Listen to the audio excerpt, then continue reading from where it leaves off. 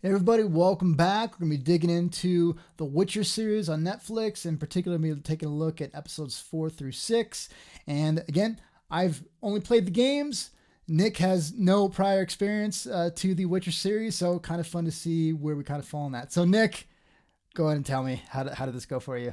Not the biggest fan. It's still growing on me, apparently. I don't know. I don't know. Loved episode 3. That's probably my favorite episode. Mm-hmm. I don't know what's going on. I finally understand now that we are jumping through time, which is cool, I guess. Hopefully it'll pay off in the long run, the whole jumping through time kind of thing. But I don't know. I feel like it's kind of pointless. These side stories, and I'm not a fan of the visual effects. I am not a fan of the visual effects. I think they're starting. So do you have particular examples? I don't know. I just feel like everything's so low budget. Like I just like, even when I look at the dragon, like the gold dragon and the way it looked and stuff, I'm like, it's an ugly dragon. Like you know what I mean? Like you have money to do this. You probably have talented artists. It's like you guys can come up with like a cool dragon, like especially a golden dragon. I feel like that'd be so sick. And there's so much great references to like. You have Smog and you have Game of Thrones who knock dragons out of the park. It's like the wings the arm seems so thin. It's just like, you need like big arms for a dragon, like in order for it to lift itself. So just out of curiosity with the dragon, this is something I was thinking. I was curious if you thought it too. The dragon's mouth did not move when it talked, right? It was just kind of almost projected the voice. Do you think that was a budgetary thing, or do you think that was their plan from the get-go? Obviously, there's no way to know, but I was thinking maybe they needed to cut down on budget, so they just had him kind of project his voice instead of rig and animate that whole mouth. That's a great way to save money. I mean, it is, and it totally works within the story. I mean, it's this mystical being, powerful, magical being, so it makes, I mean, even when The Hobbit did a talking dragon, it's tough because you want to do the pooh, like the P's and the it would be like if you had a seagull talking. It's just not going to be able to articulate correctly, you're going to get a flappy mouth. You know what I mean? And exactly. And it only works, I think, when you go cartoonish with it. You can get the pucker lips and stuff. I mean, and it works fine in the context of the story. That's just something I thought of. But so these last 3 episodes, so we're doing these in 3 episode chunks, except for the last 2 episodes that are upcoming. So what did you think of the episodes as a whole? You already said episode 3 is your favorite, which I heartily agree with as well. That I think I mentioned in the last podcast, I think that was going to be the best episode because that's one that was referenced in the first Witcher game as the opening. And I imagine they chose it because it was a strong story. So what we've been getting so far. Episode number 4, they're just at the banquet, the wedding banquet, right? That might have been 5. Well, they jump around so much. I think episode 4 is the wedding banquet one. And then the next one is when he goes and meets Yennefer himself. That's right. Yeah. So I think it was the wedding banquet. We were just there the whole time. Yes. The whole time. With Sonic the Hedgehog, right? And then like during the thing, she ends up puking. And at first I thought it was like because she was pregnant. Right? Like she's pregnant, right? But then when the Witcher, he did something and right away I'm like, oh my gosh, don't tell me it's the Witcher's kid. Like for some reason I thought like there was like some kind of weird backdoor connection or something like that. Cause you know me, my theory, I thought you go way far out there, huh? Yeah. I thought it was going to be his daughter, which kind of makes sense because of the hair color and all that. But I was like, oh my gosh, was I right? It was like a moment. Then I'm like, oh wait, no. I'm not right. So what I'm really curious about in all these things is and again, I'm going to reference the games because that's just all I have experience with. But in the games, they have journal entries for all the characters. And obviously Yennefer being such an important character has a very long journal entry and it talks about their backstory. And what's happened in the episodes basically happened, at least for the most part, what we're seeing from what I understand. Like, there was kind of some type of enchantment and then, it's basically they almost like got each other to fall in love with them through artificial means, and they kept going back and forth. I don't know if it happened for that wedding, but was that the wish? Do we know what his wish was? We're assuming we don't know exactly what his wish is, but we're assuming that's what it is. Yeah. I thought he did the Aladdin thing. You're free, genie.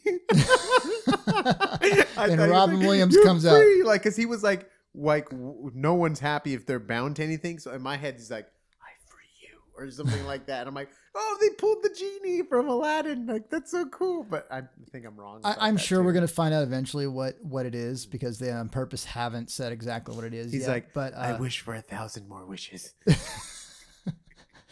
But so we got that so whole let's jump back to storyline the was wedding. so stupid. I was not a fan of the genie stuff. So let's jump back to the wedding The first. weird So what did sex you think of chamber the wedding? thing, and I was just like, wait, you're jumping right too much. So just the wedding episode. Okay. What do you think of that?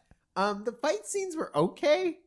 Uh-huh. I thought they were kind of lame when they did the fight scene. I was like hoping for some kind of action, but I think the best fight scene is in episode 1, where he was like fighting in the town at the end of the episode. I think that's like the best like choreographed fight scene so far. Yeah. Like when it comes to fighting other humans.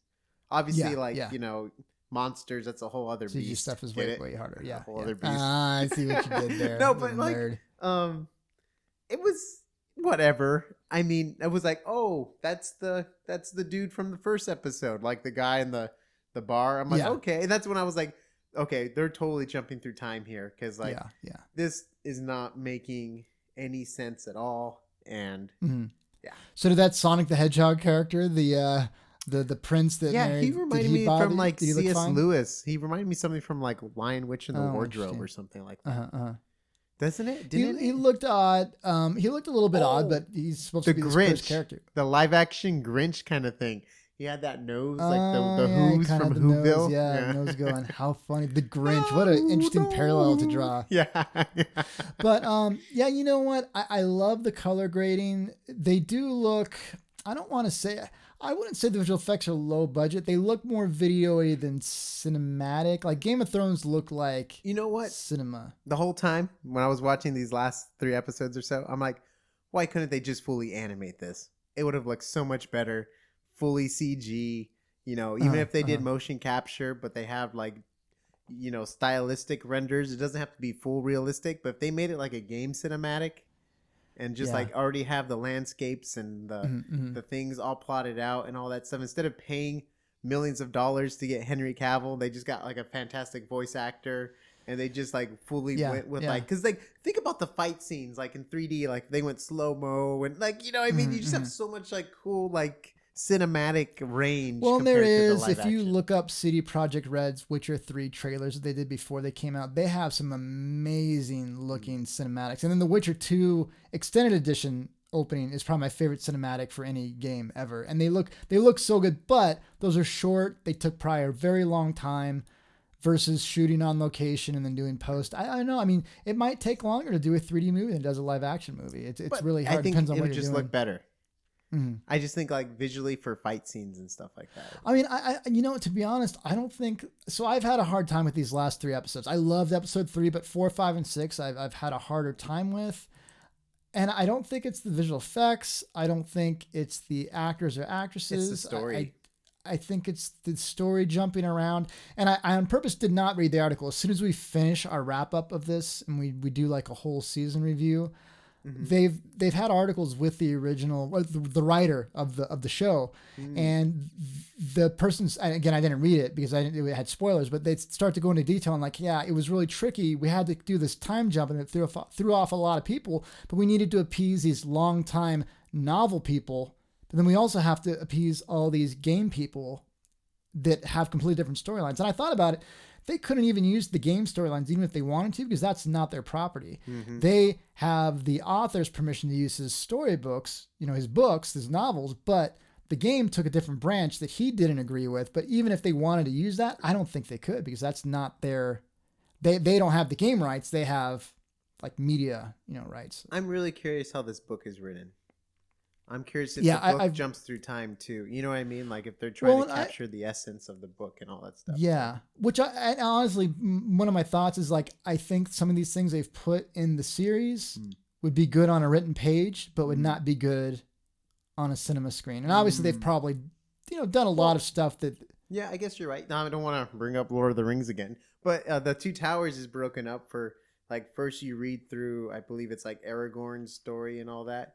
And then like halfway through the book, you jump to Frodo and it's like where Frodo left the Fellowship. You know what I mean? And you just go through Frodo's story, right? Like that's how the book was written, and with a time thing. But obviously they just spliced it real time for Mm-hmm, Lord of the mm-hmm. Rings when you watched it, because like it would have been so Yeah. stupid to It'd be, watch a whole well, it'd film be and too jump back. jarring. Yeah, Yeah, yeah. so So I'm really curious how much, like you said, how close they are going along with the novels. yeah. But honestly, the backstory, like when they mention stuff, and this is another hard thing too. I don't know. It's already before this season released. They already were renewed for a second season, which is interesting. But I'm not sure if they were What? assuming they had a Wait, they second already season. renewed for season 2? Yeah, You know what yeah. though? This is a Netflix thing. I feel like they do 2 seasons of everything. Mhm. I feel like with the animes I watched on their channel, like they always commit to a season 2 at least, because I think their whole idea is to get people back to binge watch. And I mean, if you I feel like sometimes too, like the show hits its stride in season 2 and 3. You know what I mean? And it Like, very well could. Very well could. 'cause it's I just feel like takes that they're time. packing in, like Game of Thrones, Watchmen, obviously, perfectly self-contained season. Such a Everything good show. went perfectly. If It's you haven't not watched fair. Watchmen, go watch Yeah, Watchmen on yeah. HBO. But it's not fair to compare all these things. But they do draw parallels. Game of Thrones, it seemed like, I don't know if they had, they were planning on 7, 8 seasons from the get-go, but it seemed like they weren't trying to pack in too much in one season. It feels like there's mentions of things that go on in the games, and I'm assuming in the novels, but they're like one bit of dialogue and they never come back to it. So if you're not completely paying attention, you miss the whole backstory on why are there no more Witchers. He gave the explanation of that, that you had asked in the last episode that I couldn't quite remember. They gave explanations for the conjunction of spheres and all these things, but it's just one passive little dialogue piece, and we haven't really revisited it since then. And they're trying to pack in Ciri's story, Geralt's story, Yennefer's story, and now they're kind of starting to intertwine a little bit. But I think it's just so much, and that's why it's hard, because we're jumping around in both timelines and in time in general. So I think that's the biggest issue. I think the timeline's hurting the story. I get it, but sometimes when I see like the time jumps, and I feel like it's a sloppy way to make your story feel deeper. Or the cheap. It's like a cheap way to make it feel like it's like whoa, like that stupid wow moment. Because like the stars align because you see all the different timelines converge. You're like whoa, but I feel like sometimes when it's done wrong, it's just sloppy, and I just feel like it feels so. It can also just be like these 3 episodes were almost maybe obviously the wedding one's gonna be probably more important in the future. Probably because that vow, and he has to come back to save her or whatever. Yes. Like, Yeah, I get how that one could be important, but that could have been dealt with like half an episode. Like, I felt like they spent way too much time at that dinner party or the wedding, the wedding, not dinner party. But then like the next 2 after that, I feel like they didn't help the story progress at all. They really didn't even help character development at all. Like, we got more info on the characters. I feel like it didn't enhance the character development at all, though. Like, so you were saying it felt very much like Mandalorian, right? That's what you were saying, yes, right? We're just these not filler, but these standalone things. And my thought on that is I think I agree with you. Some of these episodes don't really feel like they're leading into. And by the way, they introduced another major character, at least in the games, is one of the dwarfs. Oh, is he? Which one?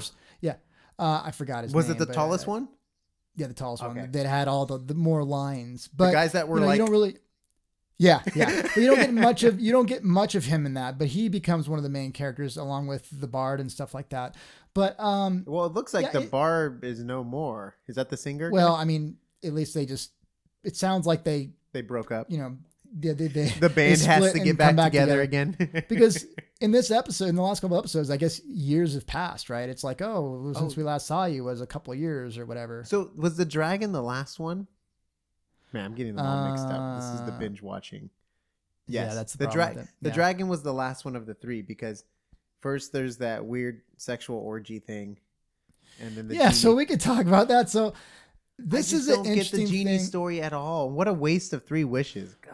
Well, no. So Game of Thrones was obviously it got notoriety for its sexual nature and things like that, but it kind of fit within the world, right? But then here it's just in your face. It's not even brief. It's like going on in the background, almost distracting the story, and there's no real reason for it to be there. Yeah, it's like a weird, like, what's that movie, Tom Cruise? Is it Eyes Wide Shut or something like that? Oh, I never saw it. But, it's just like, those weird pointless, no, I don't want to say pointless scenes, but it's just like, do we need the orgy scene? Like, yeah, I mean, it was there just to be there. It didn't serve any purpose before or after. I thought it was just like her imagination projecting, but she literally brainwashed the whole city to come to her. It's like, that is just like, how that, I just don't know if that's even good for her character development.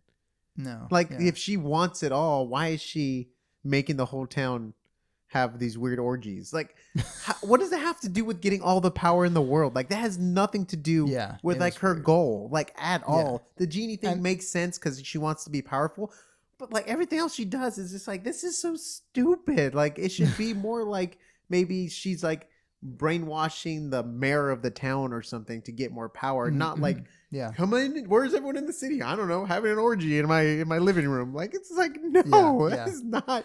It was just very odd. I mean, it doesn't make a whole lot of sense. It seems like it's there to kind of say, hey, we're gritty, we're like Game of Thrones, but it didn't come off that way. Some people might like that. It depends on their target audience too. Maybe they're figuring their target audience loves that. I don't know. But right? I mean, you're right. I mean, yeah. True. Oh man. Woo. But I did find that as these last 3 episodes that we watched went along, I felt episode 4 and 5, I felt this is pretty cheesy, man. We got a little bit of side why Geralt and Ciri are kind of tied together. Yeah. But then the last episode with the dragon, I felt a little bit more connection between the characters, but honestly, Yennefer just looks way too young to be with Geralt. She looks like she's like, wait, I was like, I don't know, that looks weird. But again, I'm used to the games and the portrayals they have in there. Yeah. Henry, the actor, looks quite a lot like Geralt, but the girl doesn't look hardly anything like Yennefer. Yeah, so I'm just curious too, because I'm not liking the little girl storyline right now. Yeah. I just feel like... And I don't know that from the novels. If it's in the novels, man, wasn't really talked about. I just don't know what they're doing. That weird Amazon place. I was like, what's this weird Amazon place? I mean, that's like the places I don't mind. It's just nothing is like progressing her. Like her thing right now is just to find, what's his name, right? That she has a name. But just like, I feel like it's just going about it the wrong way. Like, I don't know. I get she's supposed to be alone and, struggling and all this stuff. And like, who do I trust kind of things. But it's just like, it just feels like so dragged out. I feel like this could be like, we probably could have left her for like 3 episodes and then brought her back towards the end of the season and like did a montage of like her being alone and stuff and not even have to deal with the face changer. Like, I get like, the face changer, but the face changer did nothing. Like, he was so pointless. You know what I mean? Like, you know what? I think a lot of those things are just to introduce that these things are in this world, because you have a number of doppelgangers in, I'm sure, the novels and in the games and stuff, but they're just throwing them in they're showing you that they're there, but they're not really playing a huge part. I don't care. I get why they're doing it. Like, if it helps the story, great. Yeah. You know what I mean? Like, there was tons of stuff in Lord of the Rings that's around the world, but if it wasn't progressing the story, like, they weren't going to bring in some random whatever worm eater thing just to bring it in. Oh, maybe in The Hobbit they would. Well, a perfect example to your point, though, is in Lord of the Rings, they had Tom Bombadil, and they didn't feel he was this extremely powerful character, and people that were huge fans of the books missed that he wasn't there, but they're like, well, it didn't really forward the story. And we cut it to where, we don't know they're going to go in there. We just didn't feature it in the movie. But you're right. To your point, it didn't help their story. At least they didn't feel it did. So they didn't include him in that. Again, I think honestly, a lot of this is they feel like they have to do it for fan service, which is hard. Honestly, it feels like the Star Wars movies. Yeah, it does a little bit. But how many this is not based on games, but obviously they've been influenced by the games because they feel like they have to appeal to that audience. How many movies based on games have ever done well? I mean, that is a rough road. There was that really awesome Super Mario movie that I love. The worst movie. I've actually never seen it. Even though I was a huge Nintendo nerd growing up, I never even saw it. The only one that did well financially, I think, was Mortal Kombat, which if you look back on it is horrible. I think I saw it once. But that's like a fighting movie, though. Yeah, but that one did well financially.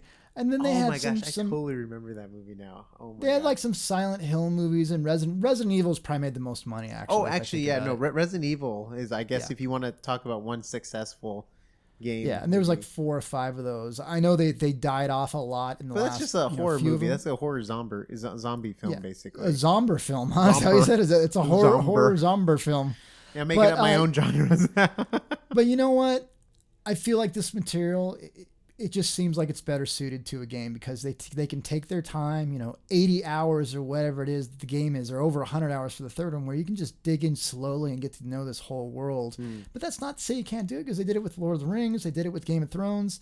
It's really hard because I think they had so many people they have to feel like they have to please. But the biggest thing for me is the chronological jumping and timeline jumping. So that's the hardest thing for me. I'm guessing they're not going to be reunited until the end of the season, or that's the second season, right? You're talking about Ciri and Geralt.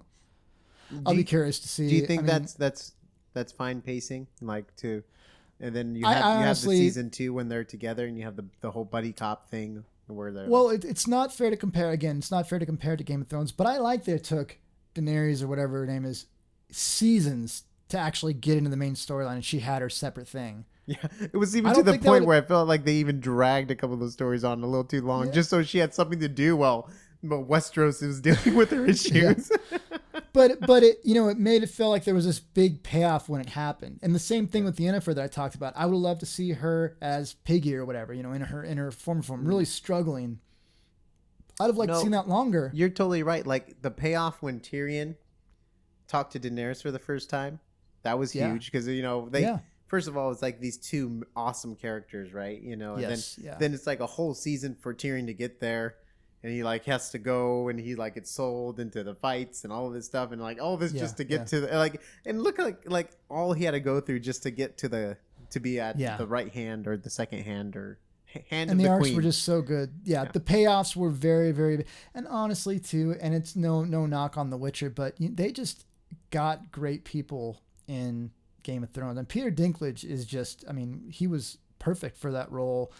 A lot of people would say that Jon Snow and Daenerys were 2 of the weaker characters. They killed off all the other really, really, really solid characters, but they had that all the way through, and you didn't know if they were going to last or not. And like you said, that was just like a very much of a tribute to the writing, the brilliance of the writing, where these main characters were killed off all the time. But we know you're right. It's a little bit akin to Star Wars. We know we're going to get fan service. Obviously Ciri's going to be around. Obviously Yennefer's going to be around. Obviously Geralt's going to be around. Like, they're not going to die off. In Game of Thrones, you never knew what was going to happen. The only reason I keep bringing up Game of Thrones is like what you said. They're probably hoping this was going to be the Netflix Game of Thrones, just like I'm sure Amazon is hoping that their Middle Earth series, Lord of the Rings series, is going to be the Amazon Game of Thrones, and everybody's trying to chase that dragon. I wonder if the Lord of the Rings is gonna be better than this, because I wonder if they're not. I mean, anyone can mess up anything though. Look at Star Wars. I know what I'm saying, but I wonder if they're gonna just kind of plot it out. I think what's hurting the story is the time jumps like crazy. Yeah. Like the 10-year time jumps within episodes. I think that's what hurt Game of Thrones at the end, when you're just jumping from 6 months to a year. And it's just like, bird's there. This guy, he runs back in 2 minutes to send a bird in 30 seconds. Dragon's there in 2 minutes. Like, it's like, whoa, wait a minute. Yeah. This takes years. If they had been doing that the whole time, that would be one thing. But when you all of a sudden put that in near the end, it's like, okay, you're trying to wrap up something pretty quick. And I just feel like they're trying to introduce us to something really quick. And it's just like too much. Like, it's just like, boom, boom, 10 years later, 10 years later, 10 years later. It's like, but I can't help but wonder, is that because they didn't know how many seasons they were going to get? If they up front, they were going to say, we're going to have you going for 6 seasons. You can take your time. This might be a completely different story. I don't know what they did with that with Game of Thrones, but that doesn't mean you can't do a well self-contained season, but they obviously have all this content they want to use. I don't know how much they paid for this. I imagine Amazon is going to take their time to kind of answer your question, because they paid how much? Like over $1 billion? Yeah, and I feel like they don't really even push their streaming service. Like, but they're already planning on it. Netflix is advertising it. HBO advertises it. You don't know what's on Prime. It's even hard to find when you're on Amazon. It takes 20 clicks just to get to the video section. It's just like, well, there's a lot of There's a lot of articles, I haven't read a whole lot of them, but that talk about how Amazon didn't approach it. They were trying to make a competitor to Netflix or now Disney Plus. They were kind of doing their own thing where this is kind of an additional thing that comes along with Prime, but it enhances, it keeps bringing you back to Amazon to buy other products and things like that. So it's almost, they have a very obviously interesting business model, not only in how they avoid taxes, but in everything they do. Yeah. And I guess supposedly Apple TV, which I don't hear anybody talking about, not a single person, they're trying to do it the same way that Amazon is. They looked at their model and said, it's not about the service, it's about it coming along with your products. You buy a Prime membership, you get Prime Video. You buy Apple products, you get Apple TV. But I feel like Apple's like really hurting right now. But anyway, let's not get off on that. They also are the first company to be $1 trillion company too. Yes, but so they're doing something with money. They tried to do what Disney Plus and what Amazon are doing and Disney Plus. They tried to do this a long time ago, but the companies didn't want to give them all their content. I believe Apple makes all their money from their phones. Like I get computers or like a big ticket item, but think about it. Now you have people that will pay almost $1,000 a year to get a new phone. That's huge. That's huge. Anyways, back to The Witcher. we should talk Apple sometime, especially with their new Mac Pro out. We should talk about Apple. That'd be fun to talk about. But so with The Witcher, my main thought is, you know what? Regardless of whether it's as great as I hoped it would be, which I was coming in very skeptical from the get-go. I was coming in with nothing. Yeah. I'm enjoying it. There's no reason I wouldn't continue to watch it. And with the whole timeline jumping, I think they're getting that as negative feedback. And now that we know we're getting a second season, I'm guessing they're probably not going to do that anymore, especially now they've already brought the characters together. But it'll just be like a straightforward timeline. Yeah, or maybe they'll jump a little bit in the future, so there's like training years, so she's already powerful. I don't know. I think it did hurt their brand though that they're doing it that way. But I've been enjoying it. You know, honestly, I love the matte paintings. I actually do like the visual effects overall. The color grading is the visual effects. I don't. You know what I think hurt some is when they start bringing in 3D elements. Well, when I'm talking about visual effects like matte paintings and things like that. Oh, okay, yeah. I think those are fine. I just think whenever they try to bring in 3D characters, I don't know. Yeah. I mean, the weight of the dragon fell off. I don't know if it's because his arms were so like rigid, skinny. I mean, I've seen dragons in movies like that before too. But you know, one thing I will say in the kind of defense of the storytelling is a lot of, at least in the game, you have a lot of these little sectioned off stories of him just taking a contract, and it leads to this whole thing. And okay, this is total great decisions. Who's right? Who's wrong? What's the true story behind it? They're kind of doing it with the series, but like you said, when you only have so many episodes. You need to have your arc really planned out, and they do have an arc, obviously. But some of the episodes, like you said, don't feel like they're fitting into that quite as strongly as they could.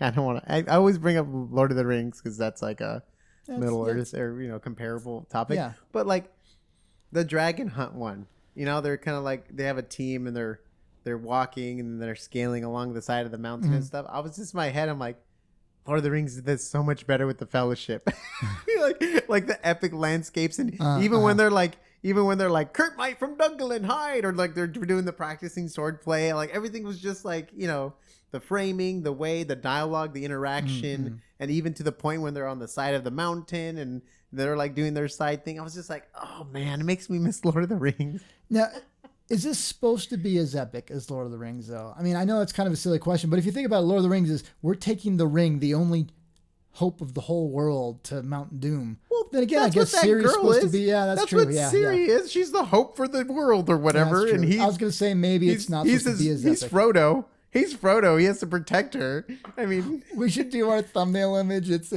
his face on Frodo's body, holding the ring. Yeah. Oh my with gosh. Ciri. No, holding an iPhone with Ciri. My gosh, that's hilarious. But you know what? I have to say I'm enjoying it. I don't think what? No, I'm kidding. I don't think I'd be enjoying it as much if I didn't have some type of background with it. I feel like the episodes 4 and 5 were super cheesy. 6 started to be a little bit better, but it's been a rough go, man. 3 was definitely the high point, and we kind of talked about that. That probably was going to be. I think it's going to go down. I think it's going to go down as well. I don't know. I don't know. Obviously, we're still enjoying it. We're still watching it. But if you guys have thoughts on the series, whether you've read the novels, you've played the games, there's anything else, theories of where you think it's going to go, leave them down in the comments below. If you're listening on the podcast or anything else, go ahead and check us out on Spotify, iTunes. Check out asart.space. We have information on all the different ways you can find the podcast. And we will see you on the next As Art.